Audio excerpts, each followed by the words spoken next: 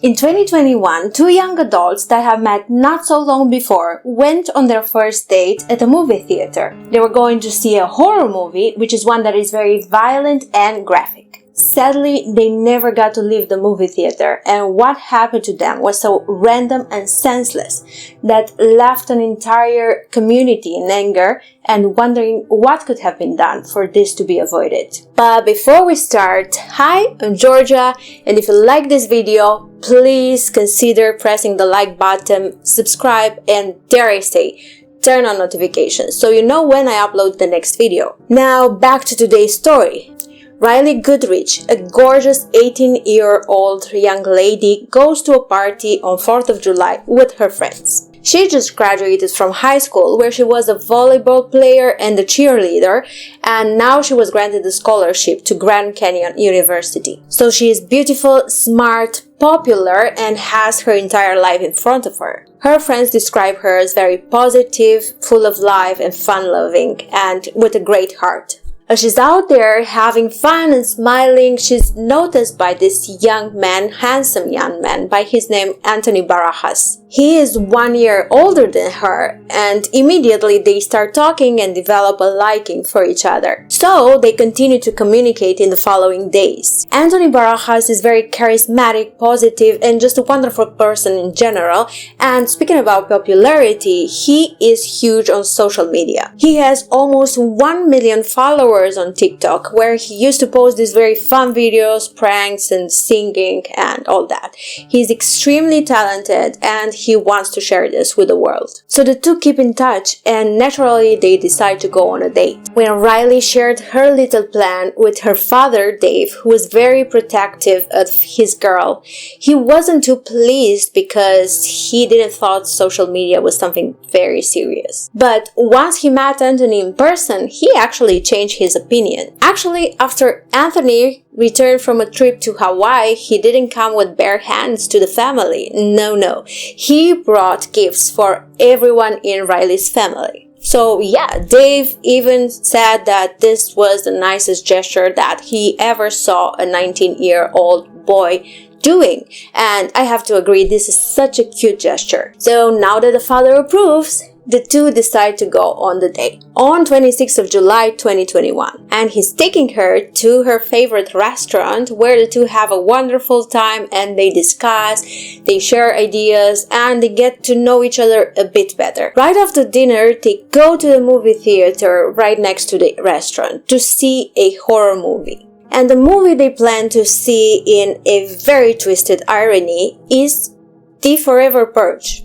The Purge movie series is based on the idea that for 12 hours, every crime, but I mean every crime, is legal. It is a very graphic and violent movie, and Rylee is not really impressed with it. And she's texting her mother, letting her know that, the movie is kind of boring and dumb. After the movie ended, around midnight, the employees entered the hall, and because not so many people bought a ticket to this movie, they expect to be a quick one, to quickly clean it and then call it a day and go home. But as they enter the hall, they see these two people that appear to be sleeping in their seats. So they're just thinking, oh, they probably fell asleep and let's go and wake them up to just leave and go home. But as they got closer, they realized that something is wrong because these people are sitting in some unnatural positions. And then they saw the blood and saw the wounds on their body, so they quickly ran to call the police and an ambulance. As the authorities arrived, they immediately determined that, unfortunately, Rylee has already passed away.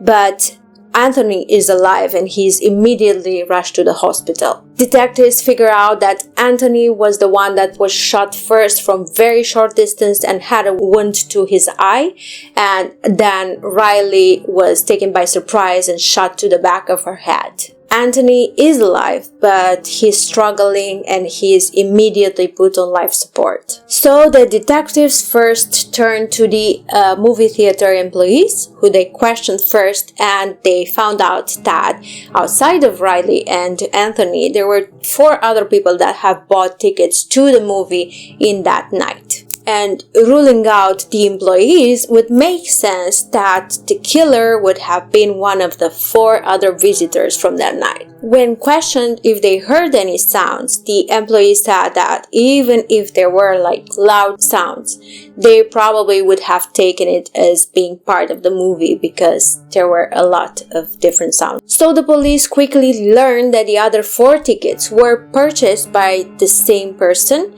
and it was purchased for himself and for his 3 friends. This led the police to believe that maybe this crime was committed by a group of people and not just one person. But just the next day, the police announced the arrest of one suspect. And this turned out to be 20 years old Joseph Jimenez. And it was Jimenez himself who called the police at 9:30 saying that someone was chasing him.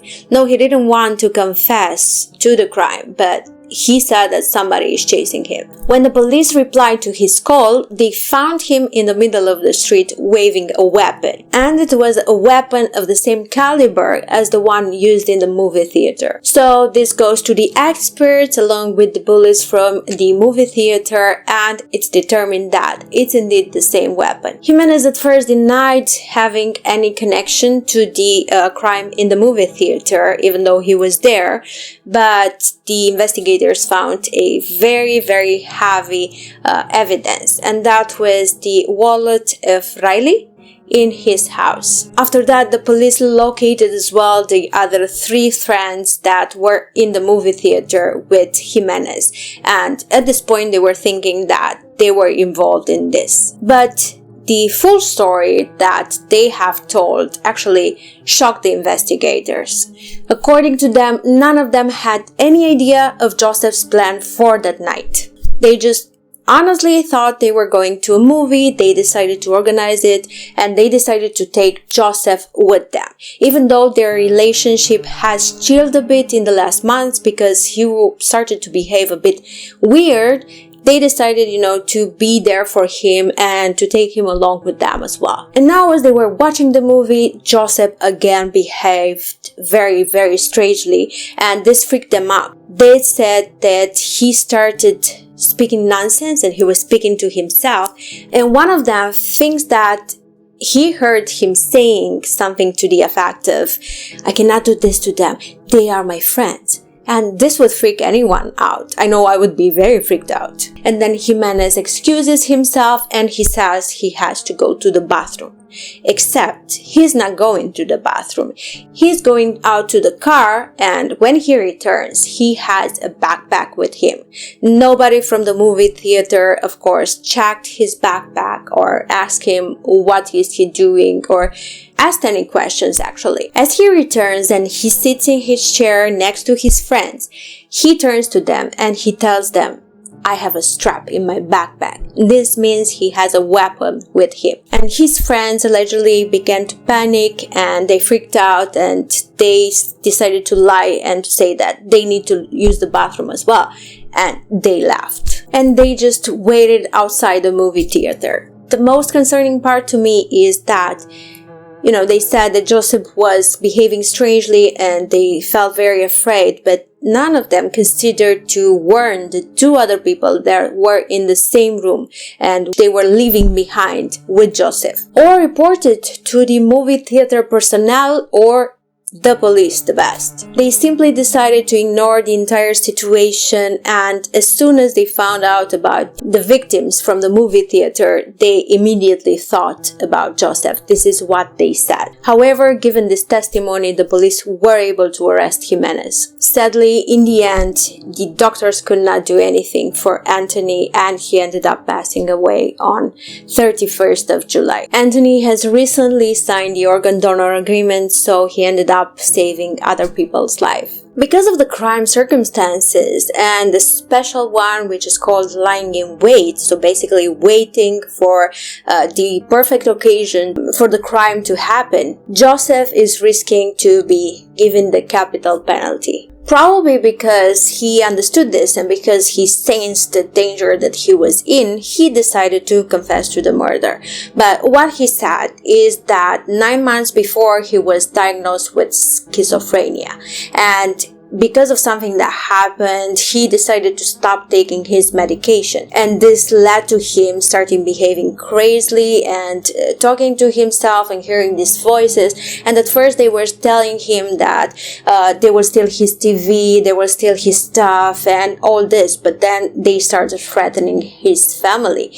And they said, actually, you need to take the life of these people. Otherwise, your family, your friends will have to suffer. He didn't say exactly how these voices were planning to hurt his friends and family, but he said they ordered him to take Rylee's and Anthony's life. But something seems off in his story, and he said that actually after everything happened, he panicked and he immediately ran away and went outside of the theater. But the police have found Rylee's wallet in his possession. So if you panic and you run away, then how do you have time to pick up her wallet? How do you have time to search for it and to take it? Another theory was that maybe he wanted to rob the two people and something went wrong and it led to him taking the life of the two. But something is not adding up. Then why didn't he take the cell phones? Why didn't he take Anthony's things? It seems to me that this wallet was actually a trophy or something to that extent. On the other hand, people did say that he was behaving very suspiciously and very strangely. He was just staying in front of the street or somewhere and just watching the car passing by. He was talking to himself. He was very, very, very weird. And he started to drift away from his friends, from his family. He got separated from everyone. So Jimenez decided to plead not guilty, and he stated his mental state is the one that led to him doing these actions. But he was offered a plea, and he said that the only way he would deem himself guilty would be if he would have been declared insane. In October 2022, however, the judge found him fit to stand trial. It's extremely sad that two young people with their entire life in front of them, two young, healthy, and wonderful people, were attacked in such vicious way for no reason whatsoever, so random and completely unprovoked and senseless, as the police stated. People have also blamed the theater management, saying that the security is not strict enough and everyone could enter with a weapon or with anything in the movie theater room. However, it's not customary for movie theaters to check people for anything other than snacks or treats or drinks. Well, that's all for today, everyone. Thank you very much for watching. I really appreciate you. I would love to hear your thoughts on this. Please let me know in the comments down below. What do you think? Do you think that Jimenez is indeed mentally ill, or do you think that he planned this all along? Do you think that anything could have been done to avoid all this? See you next time. Stay safe.